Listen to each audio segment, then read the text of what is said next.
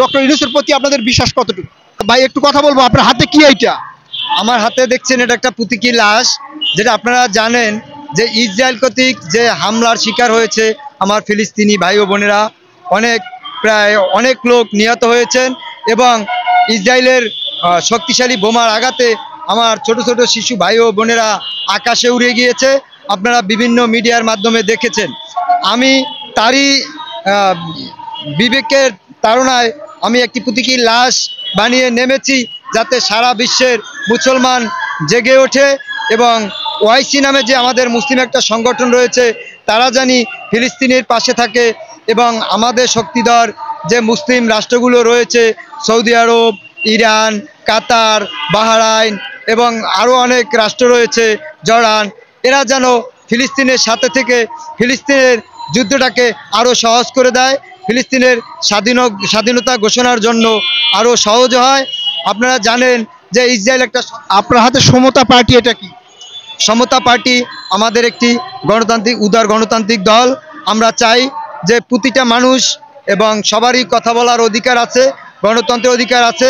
আমি তাই সমতা পার্টির পক্ষ থেকে আমি এই গণতন্ত্রের পক্ষ থেকে যেন সবাইকে মেসেজ দিতে চাই যে সবাই যেন ফিলিস্তিনি ভাইদের পাশে দাঁড়ায়। বাংলাদেশ থেকে কি করা সম্ভব? আমাদের বুক চাপড়ানো আর কান্নাকাটি ছাড়া বাংলাদেশ থেকে ইসরায়েলের বিরুদ্ধে কি করা সম্ভব? ইসরায়েলের বিরুদ্ধে অনেক সম্ভব আছে। যেমন আপনারা জানেন যে আমরা ইসরায়েলের কিছু পণ্য আছে, যে পণ্যগুলো যদি আমরা বয়কট করি তাহলে ইসরায়েল আর্থিকভাবে দুর্বল হয়ে যাবে।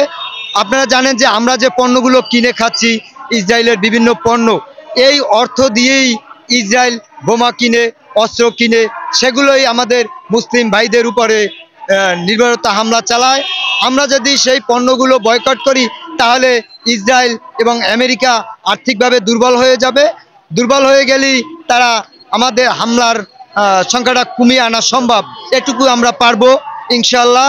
আর আমরা যদি এই যে ইসরায়েলি পূর্ণ বয়কটের ডাক দিয়েছে, আমরাও চাই বয়কট হোক, কিন্তু যেসব দোকানে ইসরায়েলি পণ্য রয়েছে সেগুলো দোকানে কি ভাঙচুর করা ঠিক? না, ভাঙচুর করা ঠিক হবে না। তারা যদি মুসলমান হয়ে থাকে, তাদের যদি বিবেক থাকে, তাদের যদি মানবতা থাকে, তারা ইসরায়েলের পণ্য না বিক্রি করলে কিছুই হবে না। কারণ আরও অনেক বাংলাদেশের পণ্য রয়েছে, সেটা আমাদের দেশের জন্য আর্থিক সঙ্গম যোগাবে এবং যদি কোনো দোকানদার বিক্রি করে তাকে বুঝিয়ে বলতে হবে। হয়তো অনেক দোকানদার জানে না যে এটা কোথার পণ্য, কোন জায়গার পণ্য, তাকে আমরা মেসেজ দিব, তাকে আমরা বলবো যে ভাইটা এটা ইসরায়েলের পণ্য। অবশ্যই আমি মনে করি যে যদি বুঝিয়ে বলতে পারি। আপনার দাবি ইসরায়েলের পণ্য বর্জন করা? অবশ্যই ইসরায়েলের পণ্য। প্রিয় দর্শক, শুধু সাধারণ জনগণ নয়, আমরা সবাই চাই ইসরায়েলের পণ্য বাংলাদেশ নয় পুরো বিশ্ব থেকেই সেটা বর্জন করা হোক, বয়কট করা হোক নিরীহ ফিলিস্তিনিকে রক্ষার্থে। এর চেয়ে ভালো উপায় সাধারণ জনগণ আর দেখছে না। হয়তো আমরা দূর থেকে কিছু করতে পারবো না, তাদেরকে কোনোভাবে প্রতিহত করতে পারবো না, তবে আর্থিক মানবতার দিক দিয়ে তাদেরকে সর্বনিচু স্তরে নামানো সম্ভব বলে মনে করছেন সাধারণ জনগণ। প্রিয় দর্শক, একই সাথে আপনাদেরকে আরেকটা বিষয় দেখাই যে প্রেস ক্লাবে যদি আপনি প্রতিদিন দেখেন তাহলে দাবির ঘন ঘটা, বিভিন্ন দাবি নিয়ে মানুষ স্বতন্ত্রভাবে রাস্তায় নামতে পারছে, বাধাহীনভাবে নামতে পারছে, কথা বলতে পারছে।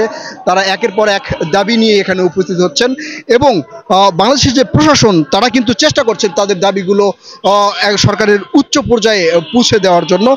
সেক্ষেত্রে যখন প্রেস ক্লাবে আসছেন সাধারণ জনগণ তাদের দাবি নিয়ে, তারা কিন্তু বিশেষ করে এখানে প্রশাসনের সাথে কথা বলছেন। আপনারা দেখছেন, আমরা দেখানোর চেষ্টা করব প্রিয় দর্শক যে আসলে এই ইতালি প্রবাসী, অর্থাৎ ইতালিতে যাওয়ার জন্য যারা টাকা জমা দিয়েছেন তারা কিন্তু বাংলাদেশের প্রশাসনের সাথে কথা বলছেন যাতে এই নিউজটা সরকারি দপ্তরে যায় এবং প্রশাসনও চেষ্টা করছেন জনদুর্ভোগ এড়িয়ে তাদেরকে শান্ত রেখে তাদেরকে একটা মেসেজ দিয়ে যে সরকারের দপ্তরে তারা কথা বলে অন্তত তাদের ব্যবস্থা সুরাহা করবেন, এমনটাই চাচ্ছেন। তারপরে যদি আপনাদেরকে দেখাই প্রেস ক্লাবের বিভিন্ন জায়গায় স্তরে স্তরে মানে ছিন্ন বিচ্ছিন্ন হয়ে তারা আসলে দাবির জন্য দাঁড়িয়েছেন।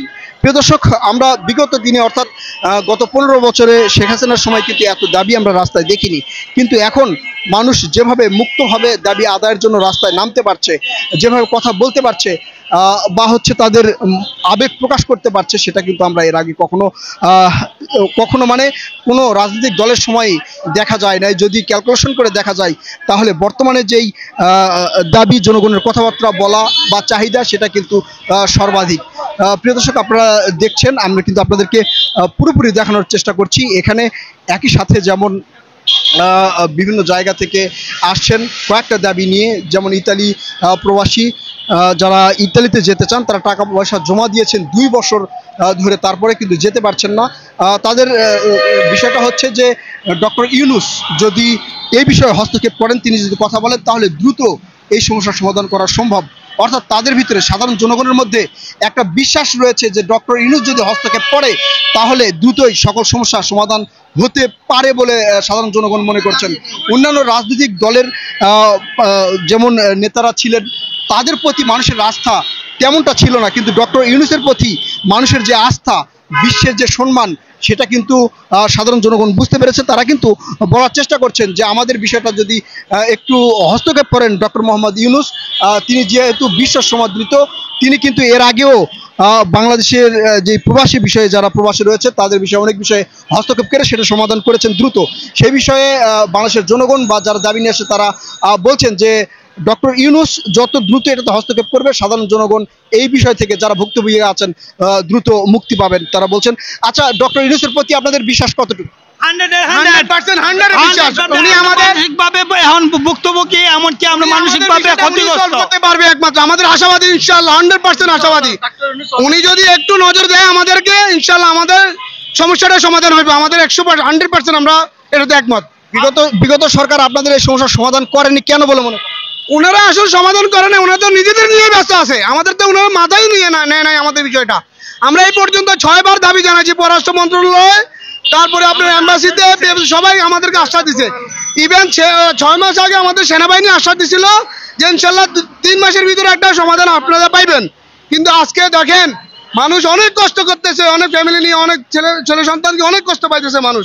বিগত 3 বছর 2 বছর ধরে অনেক কষ্ট পাইতেছে মানুষের বিষয়। ডক্টর মোহাম্মদ ইউনূসের প্রতি আপনাদের এত আস্থা জমার কারণ কি?